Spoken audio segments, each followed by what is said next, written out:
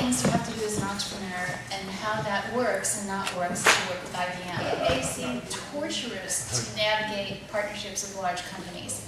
And you're thinking about all the ways you can do it on your own.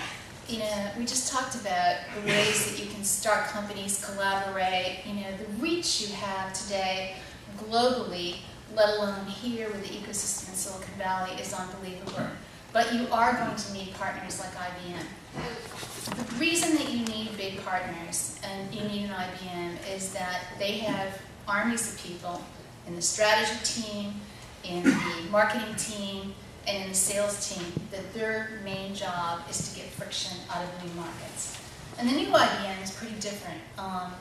Not just getting friction out of the markets, but they'll do anything to get the dollars from those companies, including working with two-person startups, which is really, really new.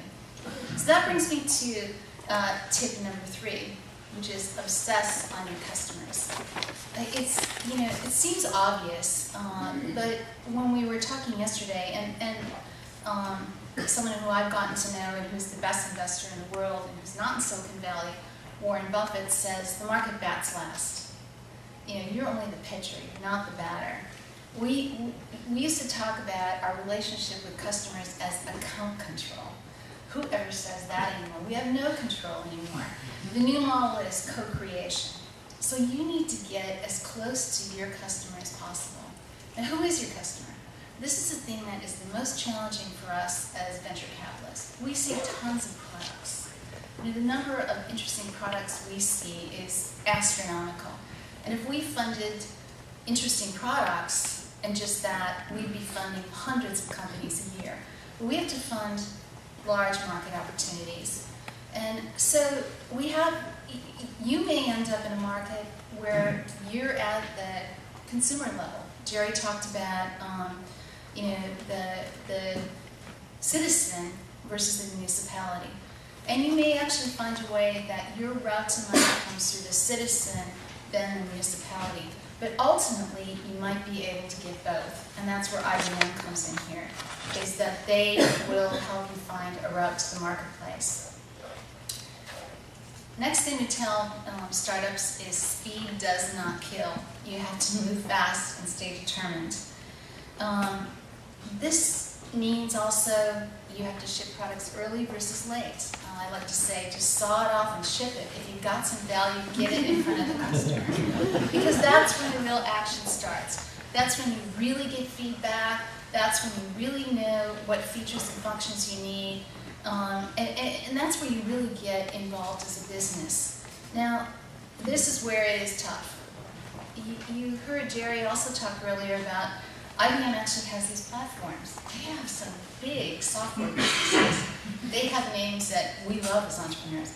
WebSphere, Tivoli, you know, and so, you know, how many venture capitalists have been in a partner meeting when you know, the partners have said, are these meetings with IBM going anywhere with your companies? And then at the board meetings, we say, how many times have you met with IBM and how long is it going to take you to integrate to WebSphere? Well, this is where you've got to really get creative. You know, you don't need to take on the whole platform. There are many ways to really integrate with IBM. Find the integration point, not the integration point, and really think ahead on that. You don't want to wait until IBM says to you, well, now how do you integrate to our platform? We were the investors in Omniture. Omniture was a 20-something-year-old kid named Josh James who had 10 other employees. And they were very fast to market, delivering web analytics as software as a service. And they had this mission that they were going to get every big grant. And they never got IBM as a customer. They tried everything. Why didn't they? Because Coremetrics, who was not the leader in the market, Coremetrics did something early. They integrated with WebSphere. So they got all the money out of IBM. So in some cases, it's not just a matter of getting the partnership. It makes sense for you as a business. It also means that you have to choose whether you're going to have an offense or a defense. We also funded this little company called Hyperion. That was Jim and Bob. They walked in, 2 guys. Jim was a sales guy at some company I'd never heard of, and Bob was a scientist at NASA Ames. Now, why we funded them in hindsight, we believe that they really understood the market. This sales guy, all he could talk about was customers. So the first bad thing that happened, they shipped their product, and we had hired a bunch of ex-Oracle guys. And so we thought that our natural partner would be Oracle. Oracle's down the street, figured out how to partner with them. They weren't in the BI space. So we're marching down that path, and all of a sudden, Oracle buys this other thing. It had nothing to do with the Hyperion product, calls it OLAP, and tries to give it away for free. I go to the board meeting, the company says, this is it. This is our moment of death. We're going to get squished by Oracle. Well, there was this other person down the street who was working at Almaden named Janet Hernan, who was in charge of DB2. And Janet took her own interest in Oracle, in Hyperion. So we decided, hey, let's work with IBM. And so that was necessary for two reasons. One is that we did not lose any business when we competed head-to-head with Oracle with the crummy product they bought. But where we were losing is we were a little tiny company, and we said, hey, we're this little company, then called Arbor. And Oracle would say, well, we're this big company, and we're dependable. So we needed a partner to validate our source of supply. Things changed over time. It was very slow to get the partnership going. Every board meeting we would say, have we gotten any revenue from them yet? And they said, no, but we got a note that they converted it into 14 languages. And we said, well, maybe one of those languages will sell something. And then one day, orders started pouring in. It took about 2 years. So then we had a problem at one board meeting. The CEO says, okay, now we have an issue. 30% of our revenue is coming from IBM.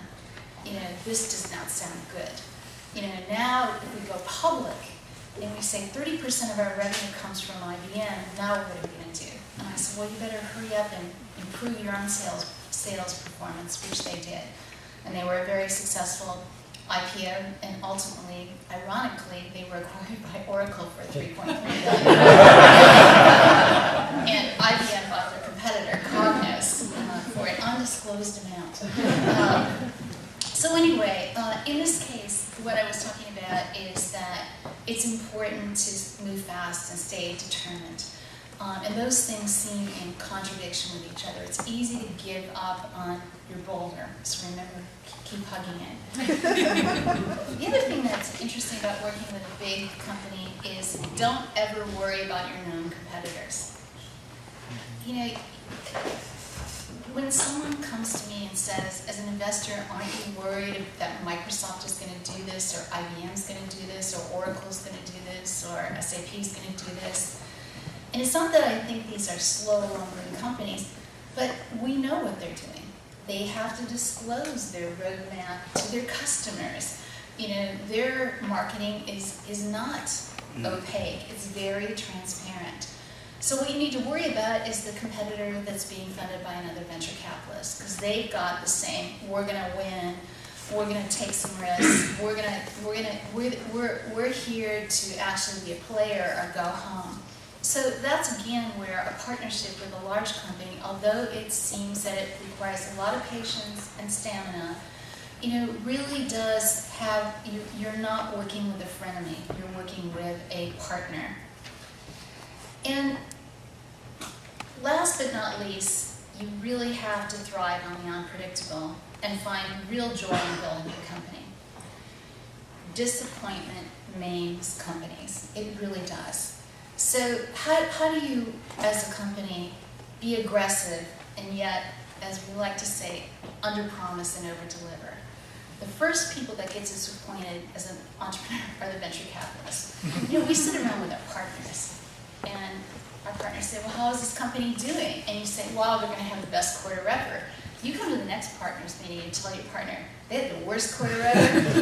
You don't know what disappointment feels like. And, so we want you to under-promise and over-deliver. That's why when you don't get that revenue from IBM for a while, you'll just be surprised when you finally get it, and there will be joy. Last, to close, as Jerry said, analytics really matter here. And not only do you need to measure your success, but look carefully at your product. Is it the product or is it the data that's delivering value? We're at a big tipping point in marketplaces right now.